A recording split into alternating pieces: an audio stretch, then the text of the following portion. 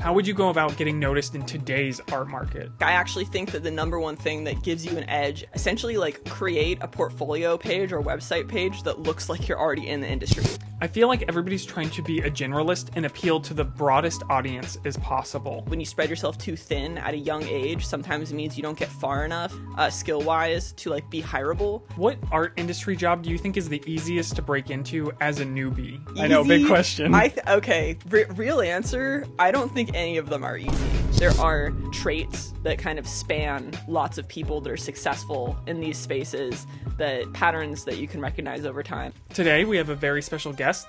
Devin is here to talk to us about the art industry collapse. Happy to be here. Really fun, positive, good vibes. I'm Devin L. Kurtz. I'm an illustrator. I paint environments sometimes, work in games, work in books. I've worked in animation. You may have seen me on social media or at a convention.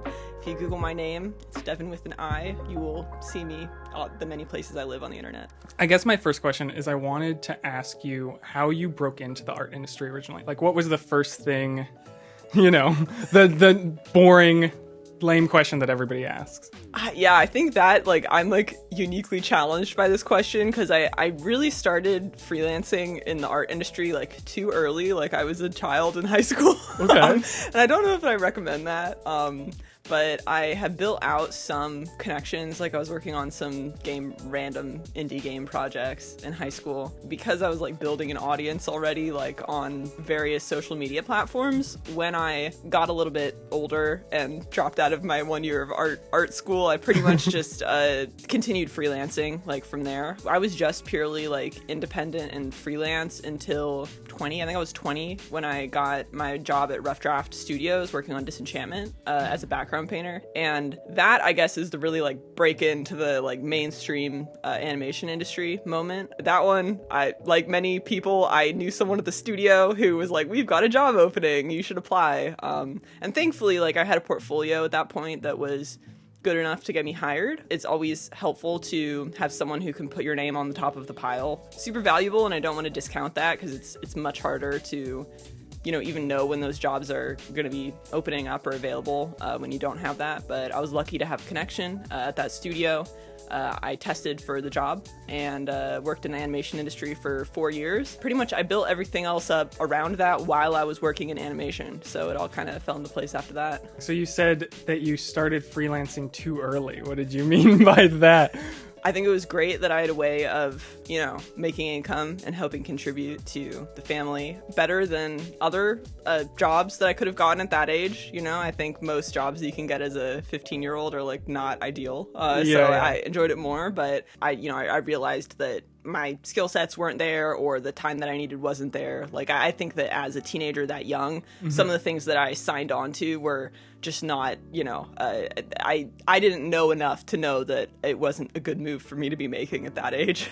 Gotcha. So were you offered this through a social media Yeah, I was big on DeviantArt. I don't know if you know this about me. No, I mean, I know you were. I didn't know at 15. Yeah, I had my first DeviantArt hits when I was 13, 14. I had a few pieces go really viral and ended up with a lot of followers for whatever reason. So that led to you getting, was it just personal clients, or were these actually companies when you were this young? It was a combination. I did a lot of personal commissions for people, and then I also worked on some indie game projects, a couple random indie card games. When I was a little bit older, I worked on a pitch for an animated show that I don't think ever came about. Worked on a comic and then could not do it and had to give up on that. Yeah. Just your skill sets weren't there at the time for that type of project? I think that I was trying to do high school, social life, and working, and I think that was just hard for me to manage, with I had to build the skills of scheduling and keeping deadlines, and I never wanted to put anything out that I thought was bad, so I would just quit on things if I felt like I couldn't do it. Gotcha. And I didn't really feel like I had anyone to go to for advice at that point. I didn't know a lot of other artists. And then I did start reaching out to them eventually, and I made some connections that way just by emailing strangers who I didn't know, like RJ Palmer, Wallace. I just emailed him and was like, hey, can you give me some advice? When I was like 17 or 18. He was really nice. Oh, nice. Yeah. I see him at shows all the time. He's lovely. Yeah, love that guy. So then fast forward, so you did 4 years at Rough Draft Studios. I did, yeah. And so that was like the first main like studio job you had. Yeah, that I started out as background painter, and then I became lead background painter for like the second half of my stint there. Can I ask you about, you said you did an art test for that? Yeah, they this is becoming a practice that is frowned on, but a lot of animation studios used to do art tests. And I think a lot of them still do, but there's been a big like kind of public pushback against asking a bunch of people for unpaid labor to sign up for jobs. Yeah. But I did. That was 2017, I think. So was this like an in-person art test, or did... Yeah, they had us come into the studio and interesting. do the art test in there, which I think is unique. Like, I don't think most studios do that. Yeah, I've done art tests, but I've never had to come in, and they're normally like, give us this in like 2 hours or something, or you have a week. Do you remember the prompt? If you're allowed, I don't know. I know some of my art tests are still under NDA, which is wild. Paint I think it was like a farmhouse or something, like, because it was for a BG paint role, background paint role. I think I just had to like try to style match. They gave me some examples and a brush pack, and then just gave me some line art and had to try to style match, I think. Gotcha. You were there for 4 years. Did you leave to go somewhere else, or how did that end? Yeah, I was there for 4 years, and the whole time that I was there, I was also like building other things. Like I was like building social media. I was building a convention business. I was freelancing. So I was kind of doing a bunch of different stuff, and it did reach the point where like all the other things that I was doing were making more money than the studio job was. And I was like, I feel like I'm dedicating too much time to, a full-time job that is as economic, not as like economically valuable. And I was like, I also realized that a lot of things I was doing, I was gonna run out of energy for those things like within like a decade. I was like, this is not doable like in the long term, which I still feel that way. So I was like, I feel like I need to move away from the studio thing, the full-time work for a while, and focus on like building up an independent career on my own end of things. Like I made an art book, and now I'm working on books and doing stuff like that.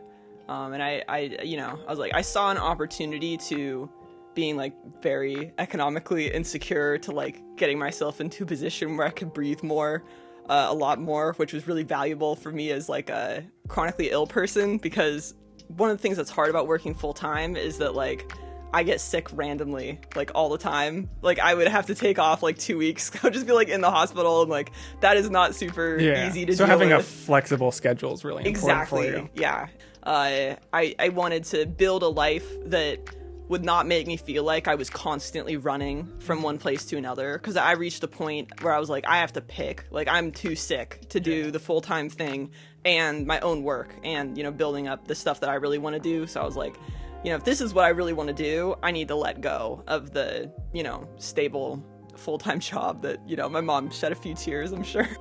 Did you know like exactly what like industry you wanted to be within the like art world, or were you just trying a bunch of different things to see like what clicked? I really like want to do everything, and I've like always been this way, but like you can't do everything simultaneously, so I'm just like taking turns doing different things. Like I want to try all of it, but I know I can't do it all at once, so I'm doing whatever thing until I feel like I run out of steam on it, and then switching to something else. What art industry job do you think is the easiest to break into as a newbie currently, with like this giant collapse that's going on? Oh my god. Easy? I know, big question. Real answer, I don't think any of them are easy. And I think they're all hard. But I think that if you really love what you're doing and you really, really want it, that is what makes it doable. I think you need to pick the thing that you're like genuinely interested in enough to chase down and, do the legwork, which is probably a lot of legwork that it takes to like break into that industry to get your foot in the door. Like, and every time I enter a new industry, I'm reminded of how hard it is to break into any new industry and to like feel like you understand it, even in the like immensely privileged position position that I'm in now, because like now when I enter an industry, like I feel like I'm already entering, established myself as a known figure. Like I feel like I get an advantage, right? Like and like it would be bad for me to pretend that I didn't. Even despite that, it takes a lot of work to like understand any new industry. Entering books, like I started working in books in 2021 in like the publishing industry, and I feel like it's only in the last 6 months or so that I feel like I'm really starting to understand this industry. I don't think that there's really like an easy one to break into, and despite that, like if you're really passionate about it, I think it is doable for the people watching. Yeah. Just like trying to optimize what won't burn you out the quickest. And I do actually recommend just like picking something, because when I got into background painting initially, it wasn't because I was like super passionate about background painting. Like I was still interested in like everything, and I kind of considered myself a little bit of a generalist, but I realized that like to get a stable job that would like pay me money so that I could like figure out what I wanted to do in life and not be constantly drowning, I needed to just pick a direction and like chase that really hard and like get really good at that specifically. I think that was really valuable for me. Like there's enough time in life to like be a generalist on the whole, but like I do think that when you spread yourself too thin at a young age, sometimes it means you don't get far enough in any of the things that you're doing skill wise to like be hireable. Like I realized that like if I was going to be hireable, I needed to get like really good at something so that my work would match up to the people who were already working in that industry, and practicing everything at once was like not working out for me. So just like picking I don't think that it mattered what I picked, as long as I liked the thing I picked enough to like devote the time and energy into it to get myself into a position where then it would be easier to get hired because I was good enough. I think I see this a lot with students who like want me to look at their portfolios, is they try to generalize their portfolio so much instead of making like separate portfolios for those topics. Yeah. And then there's such a disconnect. It's like, I don't know what you want to do or what you're asking me. Yes, that is extremely important. Like I actually think that the number one thing that gives you an edge and like makes it easier to like get a foot in the door anywhere is to essentially like create a portfolio page or website page that looks like you're already in the industry, like that is putting work out that shows that you understand exactly what the work is supposed to look like and how it functions in the industry, how it's supposed to be labeled, what the dimensions should be like, and like what would be extraneous on that page. So like when I have a portfolio for book covers, I don't have anything on that page that's not a book cover. And if I was building a portfolio for book covers, I would not be putting figure drawings and environment, like background paintings on that page. Like I would want to tailor it exactly to the dimensions of what a book cover usually are, what the subject matter is. Like I would want to find the exact genre and demographic that I'm like trying to like slot into, and tailor all of the work to that specifically. Like even more so than like just for example, in the world of like background painting or background design, when I'm doing those portfolio reviews, I always am reminding students to like figure out not just do you want to do background design, but like what type of background design do you want to do? Because like background design for a show like Castlevania is going to be like on a different planet from background design from a show like Adventure Time or like OKKO. Like those are almost like two different portfolios. Not that they can't have overlap, but the closer you figure out to like exactly what you want to do, the easier it is for someone with like hiring power, like an art director, to look at it and be like, all right, this person looks like they know what's going on. And I think that is actually something that's given me an edge, because I'm like very analytical. So I'm always looking at like, anytime I'm trying to break into a new industry, I'm like looking at who's successful in that industry. I'm making a spreadsheet of them, and then I'm like putting all of their website pages up in front of me to like see what the through lines are, that kind of thing. It's like the less on the job training you look like you need, the better. Exactly. Yeah, I was on the hiring end. I was like in the room during the hiring process at my studio job for a while, so I feel like I've seen this from both ends, and that's like given me a good like vantage point for looking at that sort of thing.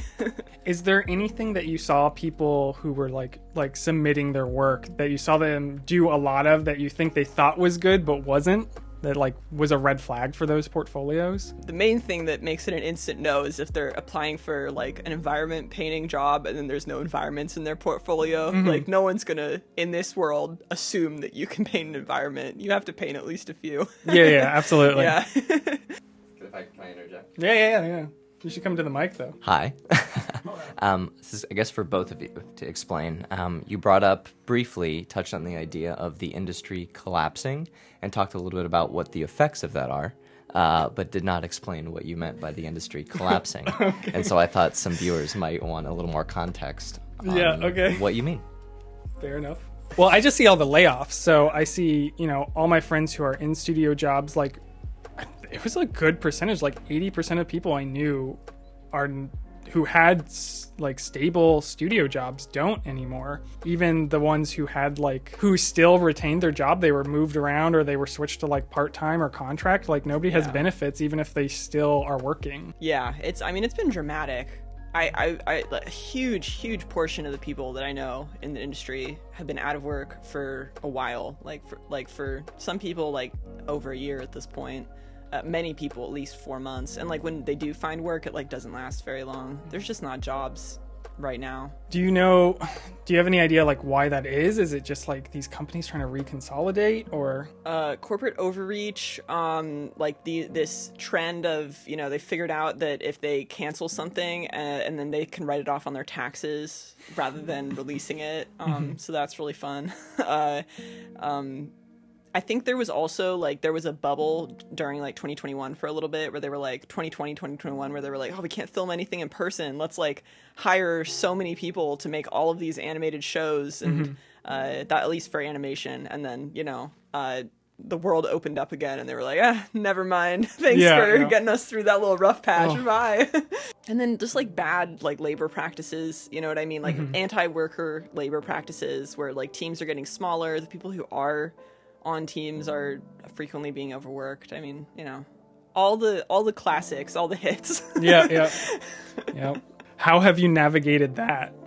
I know you've moved a lot to independent, which I think, there's probably a lot more money in that space, but yeah, I mean, the reality is that it comes to a point where you can't really navigate it to a certain extent. I mean, I have a lot of friends who through no fault of their own have been unemployed for a very long time. I mean, the only option really at that point is to pivot to something else. I had whatever good fortune of just pivoting before the ground fell out. And then I kind of looked back and was like, oh, what happened there? Yeah. So I've been lucky that I had all of these other things built up already that I could just kind of move over to when that industry collapsed. And I feel very lucky that that happened to be in place. So I guess that's how I've navigated it, is just by having other structures built so that I could move to other things that I was already doing. I was offered a job through Blizzard, I think it was a year and a half ago. And 14-year-old me was very excited by this. But, 30-year-old me was oh, there's some questionable things going on over there. Maybe we'll see where it goes. And, I did the art test and got all the paperwork done. They had offered me a salary and we were very much into the paperwork. Right. And then they dropped one of their DLCs and I don't think it went very well. And then right after that, they just kind of ghosted me. Oh, sorry. And I was, I was real sad at the time. But then fast forward a year, they lay off 1,900 people. Yeah. And I was oh, maybe this was a good thing. Maybe I got a save. I can't imagine working on a project for years and then it just getting canceled. Yeah, it's brutal. I mean, I've worked on multiple things that have been canceled just as a freelancer, but even on that level, it's very sad. It sucks to work on something and then have the work vanish into thin air. And especially, I have some friends who have had multiple full-time jobs end in shows or games, ending with the work, locked in NDA hell forever. And it's so demoralizing. I mean, it's the opposite environment of what artists thrive in. We're due for such a major reckoning about whether this industry is going to continue to be livable for the people working in it. What does that even do to your resume or your portfolio? You don't have if you haven't been doing personal work that whole time. Yeah, I mean, some people kind of skirt it a little bit by putting locked, work under a locked NDA portfolio that maybe they aren't supposed to. But I mean, what else are you supposed to do? I mean, we majorly need there to be regulations in place that allow, artists who work on canceled projects to at least have access to the work for a portfolio. I know that the animation guild that I'm a part of, we're taking this stuff into really serious consideration because it's been so harmful to people. I mean, it's causing burnout on a level that like I've never seen before in the industry.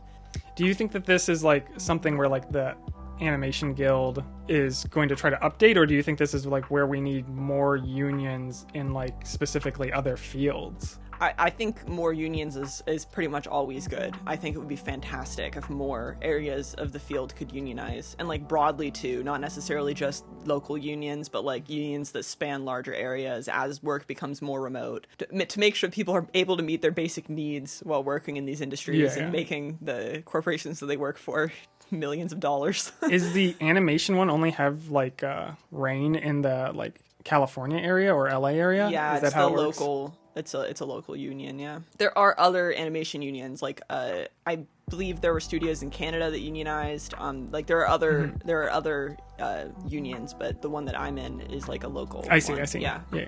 And that's like the famous one. Yeah. I mean, it's just because Hollywood is where a lot of animation is made, but I mean, was where a lot of animation is made. It's made all over the world now. Under dubious labor conditions. Yeah. Out of all the industries you've been in and like all these different like jobs you've had, has there been any like red flags or like things that you would say to avoid for like a newbie? Oh yeah, I mean, this is not me saying this about any company that I've worked for, but this is just a general statement. Like, when you're working for large corporations, like, they fundamentally do not care about you. and like, you need to be looking out for you at the end of the day. And I mean, I don't think this is just art industries either. Like, there's a huge labor reckoning happening in the entire country, like spanning more than art industries. But I mean, I think the red flags are the same as they would be for any job. Like you wouldn't want to be asked to be doing illegal things or things that go against a union contract. Definitely keep it if you are working in an industry that has a union, you should read the whole union handbook and like actually know what the rules are, because I did not do that for the first like 3 years of being a member of my union. So if you don't know what the rules are, then you won't know if studios are breaking them, or the people that you're working for are breaking them. But I mean, in general, like, if you're running into people who are not treating you like a human being who has like human needs, like for example rest, that's I would say a pretty big red flag. What is your opinion on unpaid internship? Oh, bad. Okay. Down. I mean, unpaid internships are something that only people who are already economically privileged like can take advantage of, right? Because if someone's bills are being paid by a partner or family members, then they can feasibly do that.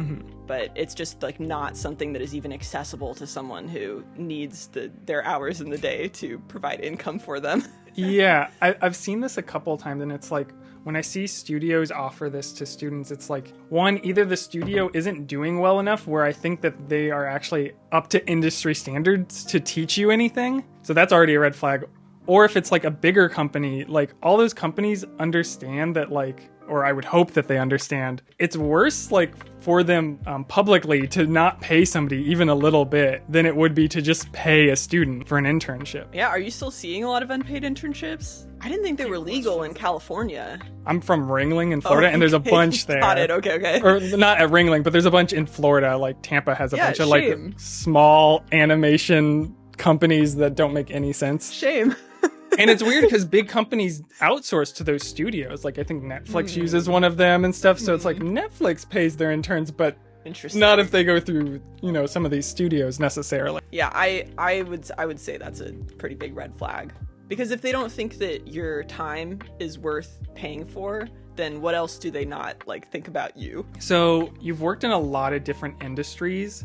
How does that factor into like working in different art styles or working in like that studio style? Yeah, I mean, it makes a big difference. Like pretty much every industry that I work in, I am tailoring my work slightly, at least slightly, sometimes majorly to that industry. Every time you go onto a new animated project, that's going to have its own art style. And I feel like I got like a really deep understanding of how, art styles are constructed by writing the style guide for Disenchantment in between the first and second batch of episodes. We were kind of like, all right, we should actually like write all of this down so that when we have new people come in, we can train them more easily. So I spent like a month writing out in detail like the style guide for like each thing that we painted for that show, and I feel like doing that was really helpful for me to like develop the part of my brain that looks analytically at, you know, what are the features that make a style that style, and how to make it replicable, and how to do it in the, you know, most manageable way,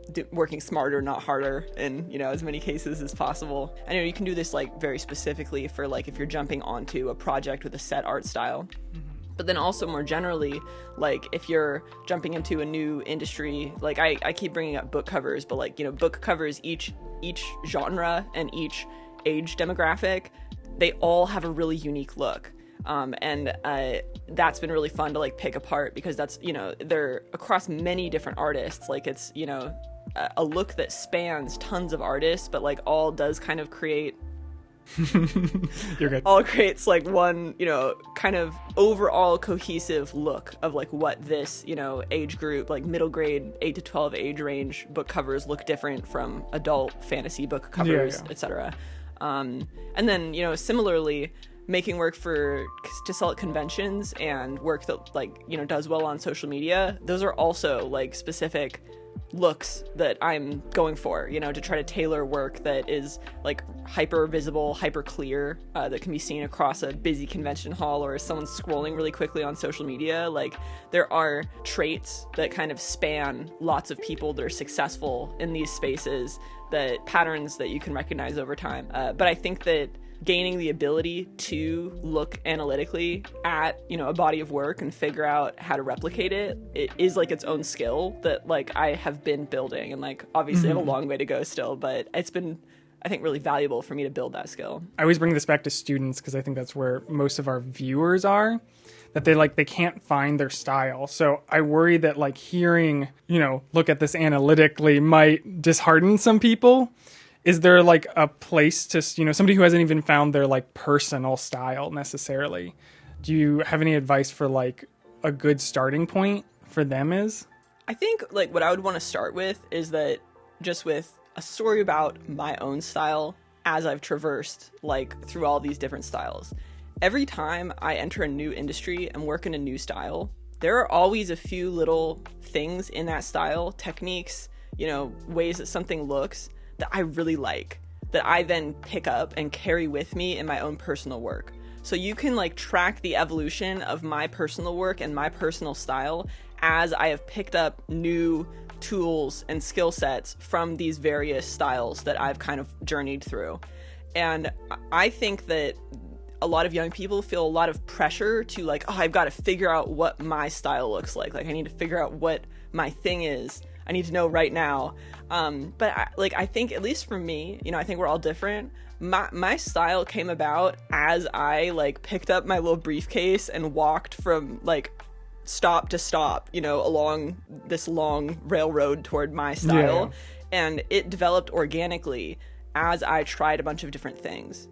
And I think that, like, especially for young people, trying lots of different things and then figuring out what works and doesn't work for you as you try those things is, like, maybe one of the fastest ways to, like, actually get to a unique style. Because, like, you'll figure out as you go through that process just what your taste is, what your personal aesthetic is, what things you want to carry with you, what tools you like using, what processes you find tedious or enjoyable. You know, that those things all play together into what becomes your style. And also, like, I don't think style is like static. Like, I think it's very malleable. Like, even people who have very, very distinctive styles, like I think of an artist like Loish. Like, if you look at her whole body of work, she still has a huge range of different styles that she works within. And I think that happens to most of us. Like, when you put my work from a bunch of different industries all up, it looks different, but I think you still can overall tell that it was painted by me. I think when I was in college, I was like, oh, this is the best painter, this is the best painter, so I have to paint like them if I want to, like, be considered. And so I would work towards that, and then I was like, oh, okay, I got as close as I could, and I hated the process. And then I was like, oh, but then I just look like them. But, you know, then I take the things, like you said, that I actually enjoyed about it and then fuse that in with, you know, the next painter that I was like, that's the best painter now because of whatever I learned from the first process. And then over time, it was just me taking little things from things that I had liked. So I certainly relate to that. I have a question for you. Okay. So, like, you make really specific choices about, like, the colors that you use. Mm-hmm. Was there a point when that was, like, a conscious decision that you made? Or was it just that, like, you really liked those color combinations and you found yourself returning them over and over again? Sort of. So I think for me, because I don't use any line work in my work at all. So it's just like shape blobs. So I'm starting off with the color right away. So if the color isn't working right off the bat, and I'll start with like just 2 colors just to kind of like make it as limited as possible so I'm not complicating it. So over time, I learn what palettes I think look really good right at that ugly stage. And then I just continue to go back to them. And, you know, if I'm not feeling super lazy, I'll add complexity to that palette as the painting goes. But you can tell if I was rushing on something because it'll still be those 2 colors, whichever 2 I decided to pick for that painting over time. So that's just kind of how I have gone about it in recent years. That's Laziness.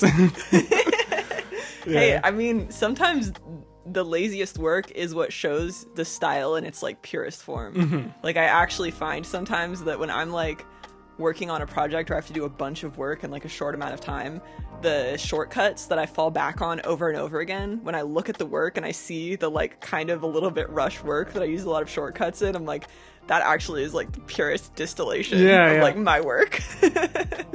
I always loved seeing like unfinished or half done paintings. Like it was always like, especially when I was like at galleries and stuff and seeing like people work, I was like, just stop right there and I'll buy it. And they're like, no, I gotta finish it. I'm like, I don't like it anymore.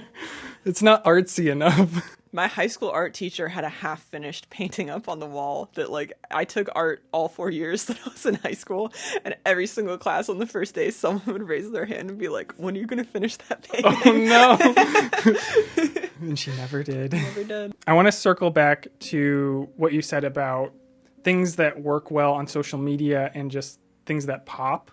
What is kind of the it factor? Because you mentioned it briefly, so I want to kind of dive more into that. Oh, man. I mean, I think that it is, like, if I had to sum it up in one word, it's, like, appeal. You know what I mean? Mm-hmm. Which is, like, obviously extremely, like, nebulous. Like, it's really hard to nail it down until you get there. You don't know that until you've landed on appeal, you know that you've not. But then when you do, it's really hard to, like, backtrack and figure out how you got there sometimes. A few things really help. One is, like, instant readability, because, you know, people are looking at art on, like, a small phone screen. Most of the time. Most people are browsing art on Instagram or Twitter on their phone these days. That means that the art that does really well on those platforms tends to be stuff that you can read visually, really instantaneously at that small scale. Mm-hmm. So compositions that read really cleanly, you know, clean silhouettes, shapes that make sense, and then, you know, add in that nebulous appeal factor, which I think, you know, one way that I have tried to get closer to understanding what that appeal factor is, because it's different than, like, what I'm talking about here is not, like, what makes a piece of art good. Like, it's not artistic merit. There's lots of brilliant artwork that doesn't perform well on social media, but there is, like, a look to a lot of the work that does perform well on social media. And so, you know, treating social media like it's my art director on a given day, I like to kind of figure out what those traits are, because sometimes if you're going to make social media part of your business, sometimes you have to make work that is designed for social media. I like to keep a folder on my Instagram where when I'm browsing the explore page and I see a post that has, like, taken off massively, like has gotten, like, way more likes than everything else that artist has posted, I'll add it to that folder. And then when I scroll through that folder, I start to get a clear scene. When you have hundreds of pieces in there and you scroll through, you can start tracking trends of, like, what are those traits that have made, you know, this piece of work, you know, explode and get a bunch of attention on social media. And then, you know, actually adding that stuff back into our own work is, like, a hit or miss process. But even if it only works 1/10 of the time, if something blows up massively, like, that's enough to sustain a social media business. I've noticed this with, like, my bigger complex, like, horizontal pieces is, like, I'll spend months on them and they'll be my best sellers at conventions and stuff, but when I put it online, like, it's just not formatted there. They'll bomb, and then, like, these little portraits that don't sell well will do really well on social media because they're so easily readable. Yeah, I mean, I think that's just it is limiting, right? Like it's very limiting. Like the pieces that are gonna have the best shot of performing well are like things that are like a 4:5 ratio, because that's the maximum screen size that you can take up on an Instagram post. So like that has an edge over pretty much everything else because you have the most amount of time of someone scrolling to like catch their attention. I think for me, I always try not to think about it when I'm making the art and just make whatever I want to make, but then taking some time to being like, how can I format this in the best light for whatever platform, and then move to the next platform and have that same thought process. Most of the work, the vast majority of the work that I do these days does not ever appear on social media, which people who follow me online can probably tell because I post like 5 times a year. But that's because, you know, I spent a lot of time making work that was for social media, and I think that benefited me a lot career-wise. Like, I mean, I owe my career to social media in large part. Now I'm really enjoying like working on books and doing like, you know, big landscape images and like really detailed like page spreads and like flexing other artistic muscles that just aren't ones that you get the chance to when you're just making work for social media. I have a story for you. I think we met at a con just kind of naturally, and I went back, I was still in college, I went back to school, and somebody had been like, oh my god, you're mutuals with Devin? And I was like, yeah, I didn't think much about it. I was like, yeah, whatever. And I'm like, you know, I'm mutuals with, you know, a couple cool people, you know what I mean? Like I think you're the coolest person I ever met, but it's not like who I would think would like, out of, you know, all the famous people that follow me, it's not the one that I would have like expected. Oh my god. And then it happened again, and I was like, oh, Devin's a big deal. I was like, all these art nerds are you went back to simping. an art school campus. Yeah. You have to keep for that sure. in mind. You went to a really specific But like setting. out of Lowish, Raw Straws, they name you. I was like, Aw. what the heck? Which like I get because I know you personally, but you know, I was like, it was a moment of realizing that. Well, I think I'm like one generation after Lois and Rosh. Oh yeah, they're too Rosh. old. They're wild. Lois and Ross. I'm sorry, Ross. No, I don't mean that, but just that like maybe like, you know, they got to see me come up, and I think that gives you an attachment to someone when you get to see them like go from like kind of sucking to like being good. Yeah. Do you think relatability is a factor when it comes to social media? Oh, I think sometimes, unless you're like a Guways who is posting work that is so good that you can like post once a month and then leave, then I think it plays a role most likely. Yeah. So would you suggest, like, I know like a lot of people want to keep their feeds very professional. Do you think like adding in personal touches is of any value there? I would say keep it to the story, like the Instagram story. That's where I do all of my like talking to people. I don't really do, or in like voiceover and reels or like TikToks. But I usually main feed posts I keep really consistent to just like essentially a portfolio of my work. But I think in stories is a good place to talk sometimes. I mean, I don't think you need to like be super, like you don't need to be an influencer to like be an artist on on social media or anything, and like probably that is not the best use of your time over like making more art. But I think, you know, just like letting people know that you like are a person and like what your interests are a little bit, like can remind people that you're not just an art machine, that you're a person too. I think you should talk about what industries you've worked in now. What industries I've worked in? Yeah. My industry path is a little weird. I went to college twice. I don't want to get too much into it, but I went the first time, realized that they didn't teach me what I was going. I didn't leave prepared. Let's just put it that way. Whether that's on me or them, very arguable. Realized this pretty quickly, and at the time, you know, I thought I was real good. Like, I thought I could outpaint everybody in my class. So I was like, well, you know, if I'm the top of the class, I should have no problem. Wrong. So me not knowing where to go and not being smart enough to look online to, like, you know, YouTube or whatever, or those free services, I was like, I'll go back to school, you know. And because I couldn't really afford doing that, I started doing conventions to like pay for college. Oh, wow. Because before that I was working like 3 jobs at once, like like a frame shop, and then at another frame shop, and then at a newspaper. It was all minimum wage, real not fun jobs while going to school. So I pivoted to conventions, started okay, but it started building up, and I was like, oh, I can make more money than minimum wage doing this. This is crazy. And so while I was at college number 2, Yeah. I was starting to be able to pay my tuition in full. COVID hit. Internships that I had lined up were canceled. People weren't hiring, or at least they didn't seem to be hiring people who hadn't worked in the industry at the time, or that was my perception. No, that was the thing that was happening a little bit. Yeah.